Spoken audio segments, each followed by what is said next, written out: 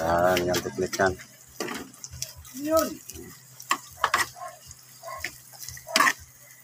Kailangan i-ano natin yung iris. Masarap to ito, masarap to ilagay sa adobo. Yan, para medyo malutong siya. Bago natin mamaya ilalagay sa apaw dahil yan. Yan ito na, mamaya ilagay natin yan. Yan ito, tuyo na to. Pwede na to. Yan, pwede na tayo. Sasali na natin sa kabila. Sali na natin dito sa adobo. Yan. Sana natin idol. Yan, sasali na natin dito. Para diskat pa paano masarap na siya. Yan, halo natin na idol. Halo natin ngayon dyan. Yan ang technique idol kapag nagluluto na kailangan mo medyo masarap. May dilis sa taas. Yan. Yan ako tinama. May dilis na sa taas idol. Yan ang mga luto ng matitindi dating. Masarap yan idol ha. Sarap yan ha. Ang sarap yan mamaya. Yan ang ito kapag dito ko sa kusina idol. Iba-ibang style ng luto. Yan. Yan na idol. Yan, natubo na yan. Tapos lalagyan natin ng oyster sauce. Pangpalapot.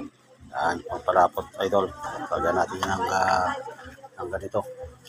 Oyster sauce. Meron dito yan. Lagyan natin yan. Yan idol, ito lalagay natin Yan ha. Ito lagay natin para katis papano lumapot siya ng gusto. Yan. Para maganda-ganda. Kaya, ganda na yan pag naluto na siya. Yan ganyan na ito lang ko rito, gawain mo talaga ito. Pag dito ko sa bahay, nagluluto talaga ako. Kaya kahit gusto ko, para at least kahit pa paano, marami tayong alam. Marami tayong alam sa pagluluto idol. Kaya idol, diyan kapag nandiyan kayo sa bahay nyo, try nyo magluluto-luto. Yung mga ito, simpleng pagkain ng to idol. Yan ha. Mga simpleng pagkain ang ginagawa natin nga idol. Yun. Adobo na yan. Di ba? Paano? Sarap-sarap na yan. Tapos makikita mo yung idol, yung mga dilis na dyan sa taas. Yan. Dilis na dyan sa taas na siya. Kasi naka-observe na yung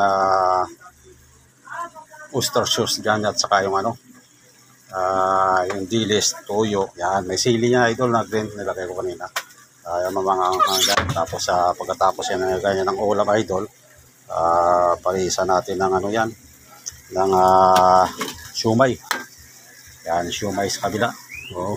Parisa natin yan. Ito ang siumay na pinainit ko. Yan mamaya idol. Yan idol ha. Kailangan tayo lahat tayo mga pamilya idol ha. Di na taksi yung matsulog maniyo ha. Kailangan marami tayong alam ha. Yan idol tingnan nyo gaano kasarap yan. Yan diba? Yung mga pangsahog yan idol. Yan. Ayan idol ha. Mission accomplished. Nakabuo na tayo ng pangulam na panghapunan. Ayan. Kahit paano atubong sitaw idol sa may dilis. And the best talaga.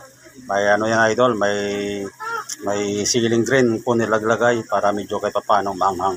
Idol ha. Sa inyo lahat yan. Share nyo ako. Follow nyo ako. Sa akin mga idol dyan na napapanood. God bless sa inyo lahat. Laging tandaan. God first. Bago sa sarili.